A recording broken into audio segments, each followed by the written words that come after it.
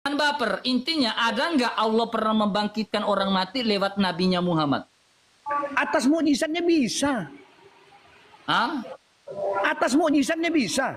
Iya, siapa yang pernah dibangkitkan orang mati?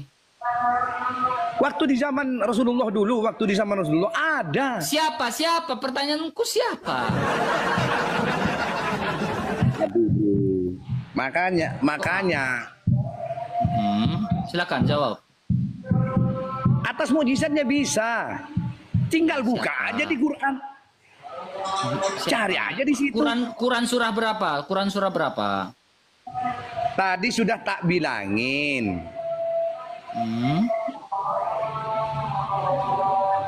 Quran surah berapa? Al-Furqan nggak ngomong pernah membangkitkan siapa-siapa. Ini gini bro, ini gini ya. Pak Ustadz Gini. coba masih sadar kan ini? Ya, kan sudah tak bilangin tadi, sampean sudah baca tadi. Iya, di sini tidak ngomong bahwa Allah pernah membangkitkan siapa. Siapa yang dibangkitkan sama Allah? Ini nggak ada. Nggak ada. Al-Furqan 19 nggak ada yang dibangkitkan di sini. Konteks bukan Allah membangkitkan orang. Pertanyaan saya, jawaban ini tidak sesuai dengan pertanyaan saya. Salam teman-teman Kesaksian TV, selamat datang kembali di channel ini. Tempat di mana kita membahas kebenaran firman Tuhan dengan bukti yang tak terbantahkan. Hari ini teman-teman, kita akan kupas satu fakta yang luar biasa. Yesus terbukti bangkit dan membangkitkan orang.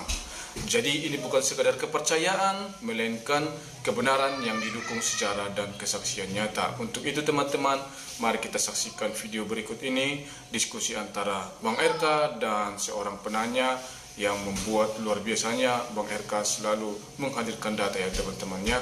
Untuk itu langsung saja kita simak videonya berikut ini. Oke, langsung pada poinnya, kita mau diskusi apa? Ayo, silakan. Ya, saya mau tanya. Anda bertanya, saya tanya ya. Ya, saya tanya duluan ya. Silakan. Satu-satu ya. Anda satu kali, saya satu kali ya. Silakan. Ya.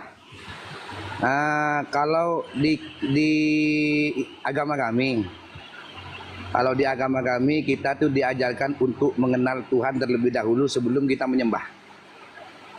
Mengenal Tuhan terlebih dahulu. Oke, terus? Nah, sekarang saya tanya sama Mas RK. Mas RK sudah mengenal betul enggak sama Tuhannya Mas RK? Oke. Saya jawab ya.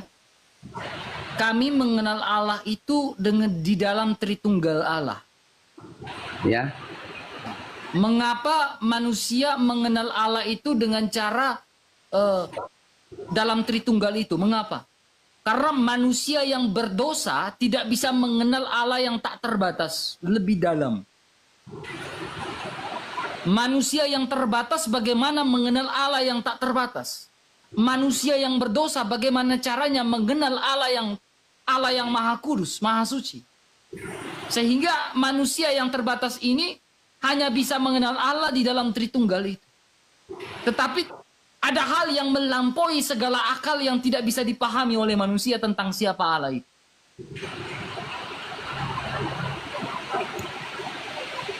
Sudah?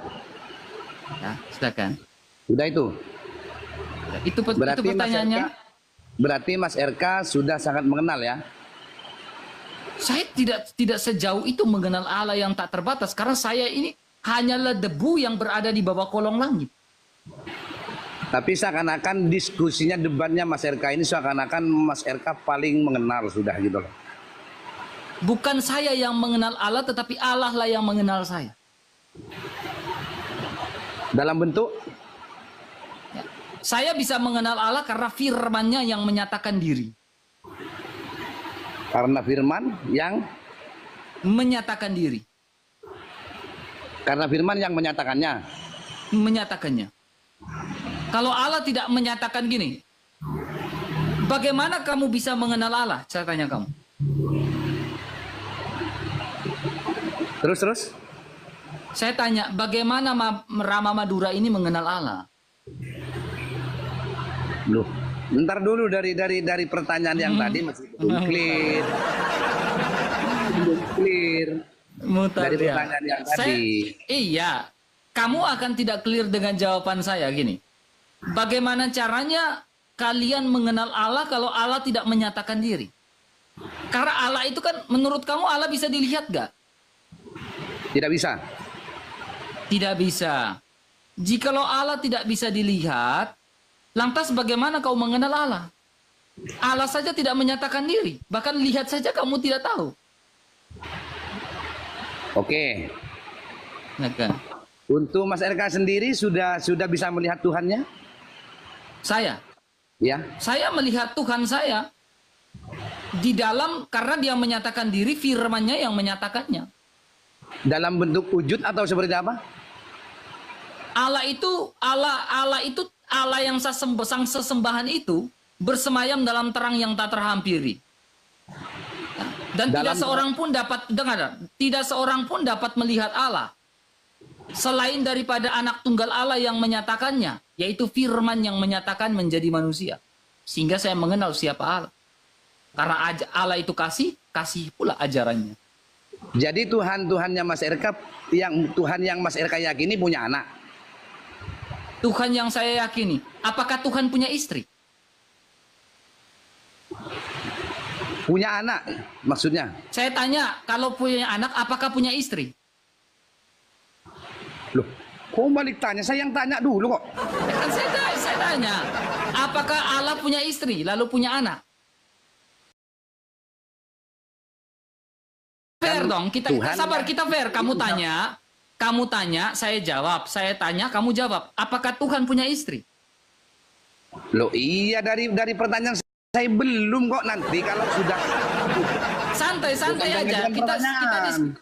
Kita diskusi santai ini. Apakah Tuhan punya istri? Iya. Loh, jawab dulu. Pertanyaan saya aja belum sampai jawab. Iya, jawab dulu. Jawab dulu. Slow aja. Saya nggak ada menjebak. Apakah Tuhan punya istri? Katanya sampean, Tuhan sampean itu punya anak. Tuhan punya anak, apakah Tuhan punya istri lalu punya anak? Sendiri yang bilang tadi. Tuhan kan tidak punya.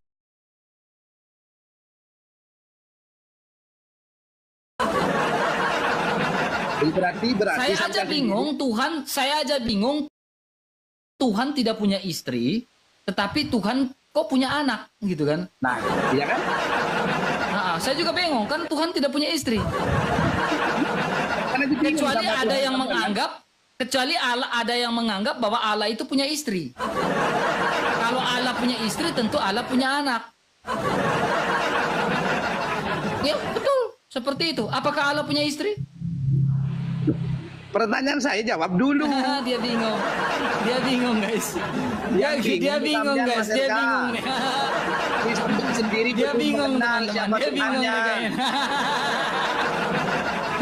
Terlalu tinggi. Jadi kayaknya kau gagal paham dengan pertanyaan saya, teman. Bukan gagal paham, teman. Kamu aja belum sepenuhnya kenal sama Tuhan kamu yang kamu sembah. Buktinya kamu aja sendiri bilang lewat firman-Nya, lewat anaknya, emangnya Tuhan kamu punya anak? Oke, saya jawab ya. Jawaban pertanyaan adalah Allah tidak punya istri lalu punya anak. Itu jawaban pertama. Jawaban kedua, Yesus dilahirkan, kamu tidak percaya karena dia Tuhan. Kamu tidak percaya dia adalah Tuhan karena dia dilahirkan, betul? Betul? Kenapa? Yesus dilahirkan, kamu tidak percaya Yesus itu adalah Tuhan karena dia dilahirkan, betul? Yang melahirkan siapa? Enggak, jawab dulu, jawab. Kamu tidak percaya Yesus adalah Tuhan karena dia dilahirkan, betul? Tidak percaya. Nah, karena dia dilahirkan, betul? Oke. Allah tidak diperanakan dan tidak dilahirkan.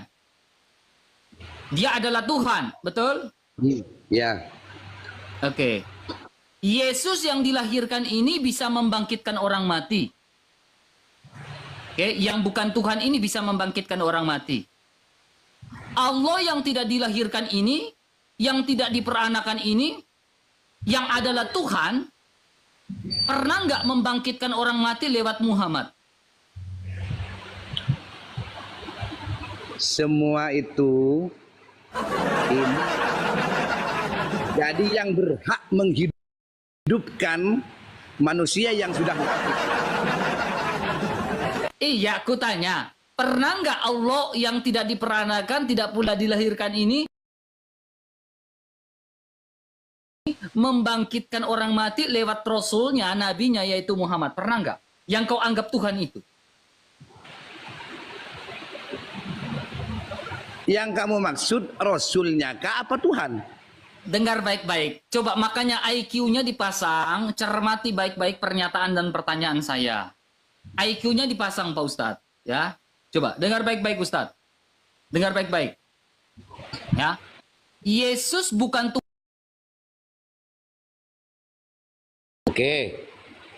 Oke, betul. Allah adalah Tuhan karena tidak dilahirkan, tidak. Amin, betul? Betul. Yesus yang dilahirkan ini bisa membangkitkan orang mati. Oke. Ya. Allah yang tidak dilahirkan, tidak pula diperanakan, yang kalian bilang Tuhan, pernah nggak membangkitkan orang mati lewat nabinya yaitu Muhammad? Silakan. Atas mukjizatnya bisa. Buktikan satu aja Allah pernah membangkitkan orang mati lewat Muhammad. Satu aja. Semuanya ini yang ada di bumi, bro. Yang ada di bumi itu yang bisa menghidupkan Tuhan. Karena semuanya bumi dan isinya itu milik Tuhan. Oke, pernah nggak Allah membangkitkan orang mati lewat Nabi Muhammad? Lewat mukjizatnya bisa. Coba, apa mujizat Muhammad yang pernah membangkitkan orang mati? Siapa yang pernah dibangkitkan oleh Allah lewat Nabi Muhammad? Silakan. Enggak usah. Enggak usah ke Rasulullah Nabi Muhammad ya. Enggak, saya kan kamu bersyahadat bahwa Muhammad itu. Coba dengar, teman-teman coba dengar. Kamu bersyahadat bahwa Muhammad adalah utusan Allah, ya kan? Iya. Oke. Sekarang saya ingin minta, pernah nggak Allah menyatakan eksistensinya bahwa pernah membangkitkan orang mati lewat Nabi Muhammad yang kau sebut dalam syahadat itu? Satu aja. Kalau ada, saya syahadat malam ini. Ini bro ya, sebelum akan saya jawab pertanyaan sampean, saya jawab semua ya. Jawab dulu satu itu, silakan. Ya. Tapi tunjukkan data sebelum Anda jawab, tunjukkan datanya di mana atau minta saya bukakan data. Di mana data Allah membangkitkan Allah yang tidak dilahirkan, tidak pula diperanakan, yang kalian yakini, ya, hakul yakin sebagai Tuhan, ya, pernah nggak membangkitkan orang mati lewat Nabi Muhammad? Coba silakan datanya di mana lalu berbicara. Silakan. Makasih. Semua pertanyaan yang sampean ajukan akan saya jawab semuanya. Sekarang. Tapi permintaan saya satu, makasih. Jangan buat malu-malu, udah dikasih gift tuh, topi tuh, silakan. Iya. Ini kan kita diskusi, ya loh. Kita diskusi bagaimana kita untuk lebih mendekatkan kepada Tuhan. Sesuai dengan keyakinan yang kita sembah, ya kan? Nah, kayaknya Mas RK ini, meskipun akan saya berikan nanti keyakinan seperti apa, Mas RK akan ngeles.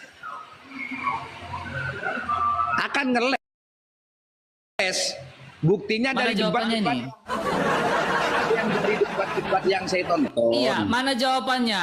Allah yang tidak dilahirkan, tidak pula diperanakan, pernah nggak membangkitkan orang mati sama seperti Yesus yang dilahirkan, ya, tetapi bisa membangkitkan orang mati. Silakan lewat Nabi Muhammad, Allah pernah menyatakan dirinya atau eksistensi Allah terhadap umat-umatnya lewat Nabi Muhammad. Silakan. Saya lewat jawaban dari tadi. Lewat mukjizat bisa, bro. Lewat mukjizat. Iya, satu. Mukjizatnya apa? Membangkitkan orang mati pernah nggak sama seperti Yesus? Ketika dengar. Ketika Yesus bisa membangkitkan orang mati, dia bilang apa? Sebab akulah kebangkitan dan hidup, kata Yesus.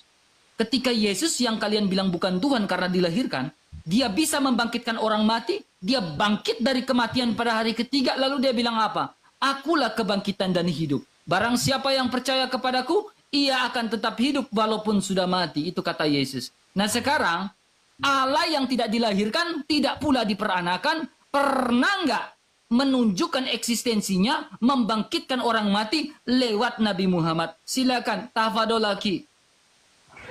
Lewat mukjizatnya bisa, bro. Lewat mukjizatnya bisa. Mana yang dilakukan Nabi Muhammad? Yang pernah dibangkitkan sama Nabi Muhammad ini siapa? Coba buktikan, Pak. Buktinya mana? Silakan. Kita ini lagi menunggu buktinya. Bahkan ini satu ayat aja. Wa ma arsalnaka illa rahmatan lil alamin. Siapa yang dibangkitkan di situ? Wa ma arsalnaka rahmatan lil alamin. Iya, yang kutanya siapa yang dibangkitkan? Itu yang kutanya dari tadi.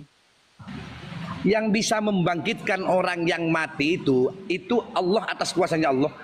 Iya, atas kuasa Allah lewat perantaraan nabinya, yaitu Muhammad. Pernah nggak membangkitkan orang mati?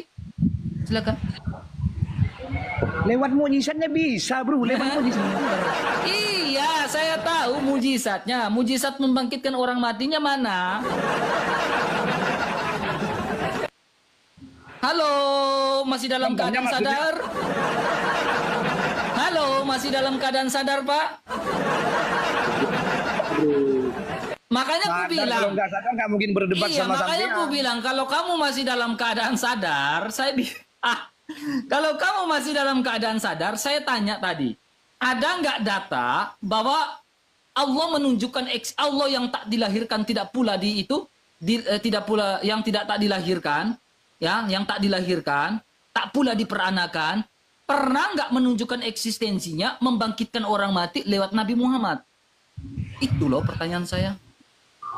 Silakan. Ya, shalom teman-teman semua. Terima kasih sudah menonton video ini dan kiranya melalui video ini bisa menambah wawasan kepada kita, mencerdaskan kita, menyadarkan kita untuk lebih mengenal lagi, menyadari bahwa Allah yang benar, Allah yang sesungguhnya, Allah yang luar biasa, itu adalah Allah yang memperkenalkan dirinya kepada umat manusia lewat kuasa-kuasa yang ajaib, lewat mukjizat-mukjizat, seperti Yesus Kristus yang telah datang, yang dimana dia adalah Allah itu sendiri. Kalau kita baca nanti di dalam Roma 9 ayat 5, di situ dikatakan bahwa dia adalah Allah. Dia adalah Allah yang datang dalam rupa manusia. Dan seperti yang telah dinubuatkan oleh Nabi Yesaya, bahwa ketika Allah datang, maka orang-orang yang buta akan bisa melihat, orang yang lumpuh bisa berjalan, orang yang tuli itu bisa mendengar, dan orang yang mati pun bisa dibangkitkan, bisa dipulihkan mereka yang sakit. Nah teman-teman, itu nubuatan Nabi Yesaya. Dan itu terbukti ketika Yesus datang ke dunia ini 2000 tahun yang lalu. Dia telah membuktikan itu bahwa dia adalah Allah yang berkuasa, sehingga orang-orang yang sakit, yang buta bisa melihat, yang lumpuh bisa berjalan, yang sakit bisa disembuhkan, yang mati bisa dibangkitkan sesuai nubuatan Nabi Yesaya. Dan disitulah kita tahu bahwa ternyata Allah yang benar, Allah yang memperkenalkan kuasanya di tengah-tengah umatnya, dan itulah Yesus Kristus. Nah sekarang itu hanya diberi kita pilihan, mari kita memilih mana Allah yang benar-benar nyata di tengah-tengah umatnya, dan mana Allah yang memang hanya dari cerita orang saja, ya seperti tidak pernah hadir di tengah-tengah umatnya. Dan ketika tadi kita lihat bagaimana saudara kita RK mempertanyakan siapa yang pernah dibangkitkan oleh Tuhanmu, sebutkan satu orang saja. Tetapi seorang polemik tadi, dia tidak bisa menjawab sama sekali. Kenapa? Karena memang tidak pernah terbukti demikian. Tetapi yang terbukti dalam sejarah manusia, dalam sejarah peradaban manusia, yaitu Yesus Kristus yang pernah hadir, yang pernah datang, dan dia pernah menyembuhkan orang, dan nama-namanya dicatat dalam kitab suci Kristen. Nah, itu saja yang perlu saya sampaikan teman-teman semua, dan biarlah kita hati nurani kita terbuka untuk lebih mengenal Allah yang benar, Allah yang berkuasa, Allah yang hadir di tengah-tengah umatnya, dan memperkenalkan dirinya, hadiratnya, kemuliaannya kepada umatnya, umat kesayangannya, umat tebusannya. Itu saja yang perlu saya sampaikan. Kiranya Tuhan Yesus memberkati kita semua. Shalom.